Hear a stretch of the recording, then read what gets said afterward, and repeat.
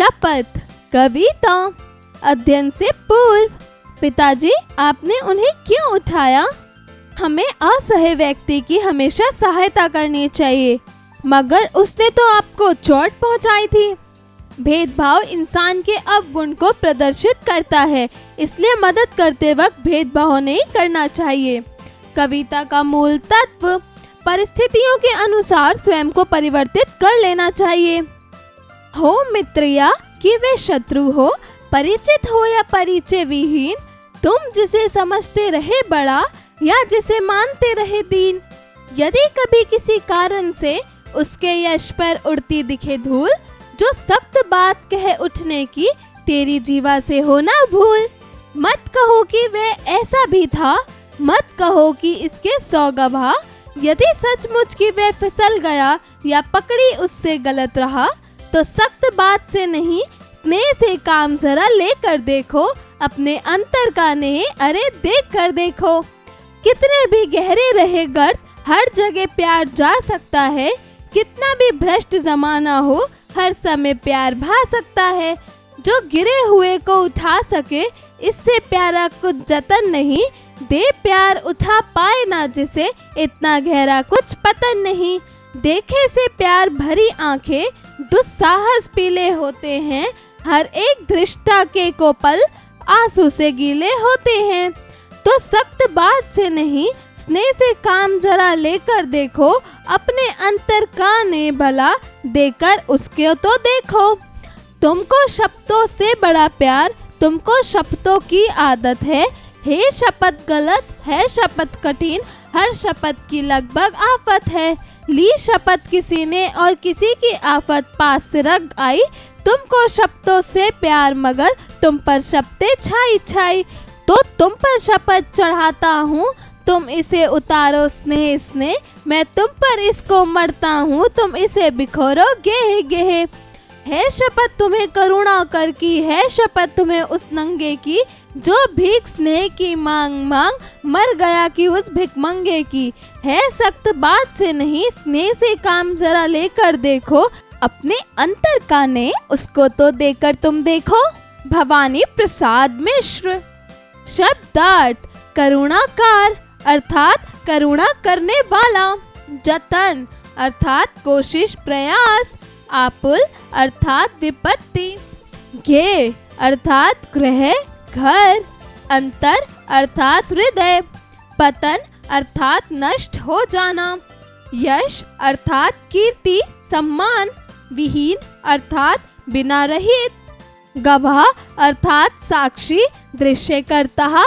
स्नेह अर्थात प्यार प्रेम। उच्चारण करें। सख्त दुस्साहस। परिचित शब्दों। भ्रष्ट करुणाकर दृष्टता। स्नेह अध्यापन संकेत। शिक्षक शिक्षिका बच्चों को कविता का मूल भाव समझाएं। बच्चों को प्रेम पूर्वक रहने के लिए प्रेरित करें। अभ्यास कार्य। जरा बताइए। प्रश्न 1, दिए गए प्रश्नों के उत्तर बताइए। क, प्रस्तुत कविता में किस पर धूल उड़ने की बात कही है? उत्तर, प्रस्तुत कविता में परिचित एवं अपरिचित व्यक्ति पर धूल उड़ने की बात कही गई है। ख, मित्र तथा शत्रु के अनादर होने पर क्या करना चाहिए? उत्तर, मित्र तथा शत्रु का अनादर होने पर हमें यह नहीं कहना चाहिए कि सच में वह ऐसा ही था। घ, दृष्ट व्यक्ति का समर्पण कर देता है। उत्तर, जब कोई दृष्ट व्यक्ति का पतन होने से रोकता है और उसके आंसू पोंछता है, तब वह दृष्ट व्यक्ति समर्पण कर देता है। ड़, कविता में कवि ने किसकी शपथ का हवाला दिया है? उत्तर, कविता में कवि ने दीनहीन और करुणाकार की शपथ का हवाला दिया है। जरा लिखिए।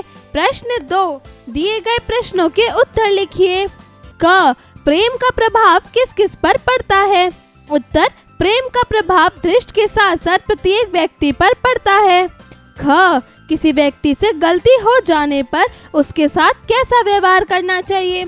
उत्तर, किसी व्यक्ति से गलती हो जाने पर उसे नम्रता और स्नेह का व्यवहार करना चाहिए। ग, कवि ने प्यार की असीमित शक्ति को कैसे सिद्ध किया है? उत्तर, कवि ने प्यार को असीमित शक्ति के बारे में बताया है कि रिश्ते कितने भी गर्त क्यों हो ना जाएं, जमाना कितना भी भ्रष्ट क्यों ना हो, परंतु जब प्यार से किसी इंसान का पतन होने से रोक लिया जाता है तो उसे प्यारा कोई जतन नहीं। घ कविता में शपथ को हर घर बिखेरने के लिए क्यों कहा है? उत्तर, कविता में हर घर शपथ बिखेरने के लिए इसलिए कहा गया है ताकि स्नेह द्वारा प्रत्येक व्यक्ति की दृष्टा खत्म हो जाए। ड़ करुणाकर की शपथ धारण करने के लिए कवि क्यों कह रहा है? उत्तर, करुणाकर की शपथ लेने के लिए कवि इसलिए कह रहा है ताकि कोई अनुचित या झूठी शपथ से किसी के ऊपर आफत से ना पसर जाए। प्रश्न 3, दी गई पंक्तियों को पूरा कीजिए।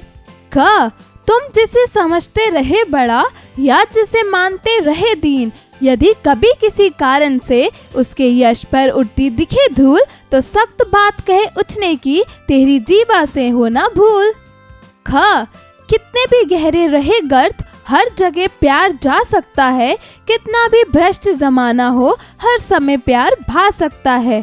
जो गिरे हुए को उठा सके, इससे प्यारा कुछ जतन नहीं, दे प्यार उठा पाए ना जिसे, इतना गहरा कुछ पतन नहीं। ग तुमको शब्दों से बड़ा प्यार, तुमको शब्दों की आदत है शपथ गलत, है शपथ कठिन, हर शपथ की लगभग आफत है, ली शपथ किसी ने और किसी के आफत पास सरक आई।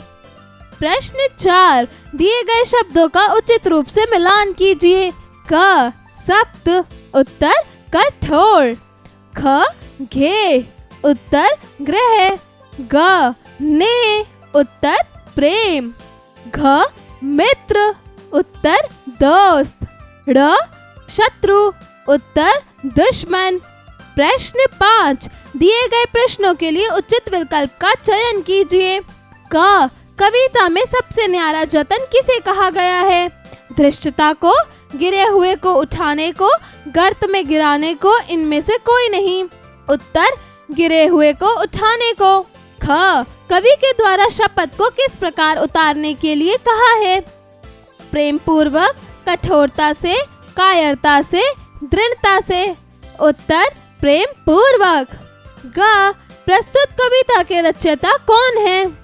हजारी प्रसाद द्विवेदी, हरिवंश राय बच्चन, भवानी प्रसाद मिश्र, मोहनलाल वर्मा। उत्तर, भवानी प्रसाद मिश्र।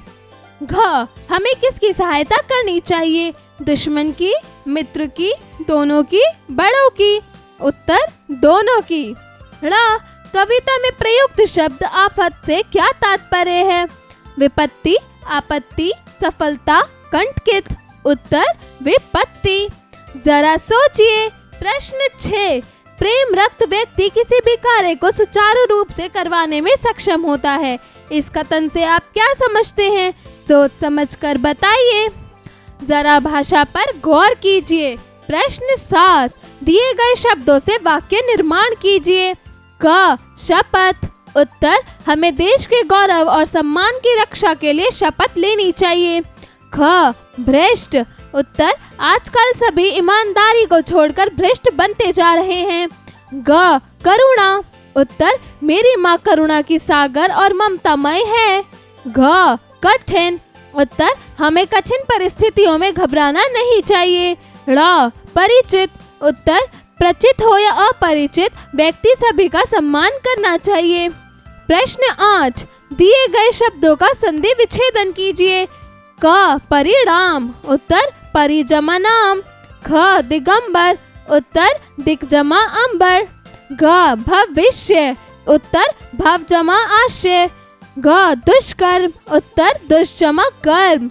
ड़ पित्रागा, उत्तर, पितृ जमा आज्ञा।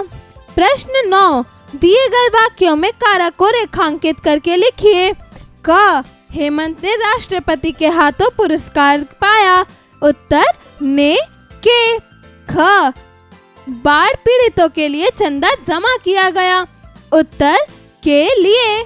ग विनय ने फीस माफी हेतु पत्र लिखा। उत्तर, ने। घ विकास अपने भाई की मदद कर रहा है। उत्तर, की। ड़ वरुणा दादाजी के साथ स्कूल गई। उत्तर, के। जरा रचनात्मक कार्य कीजिए। प्रश्न 10, स्नेह से वंचित व्यक्ति का स्वभाव कठोर हो जाता है। इस विषय पर कक्षा में संवाद कीजिए। जीवन कौशल एवं मूल्य परक प्रश्न। प्रश्न 11, मृदुभाषी होना एक जीवन कौशल है। आप इसका अपने जीवन में किस प्रकार अनुसरण करेंगे?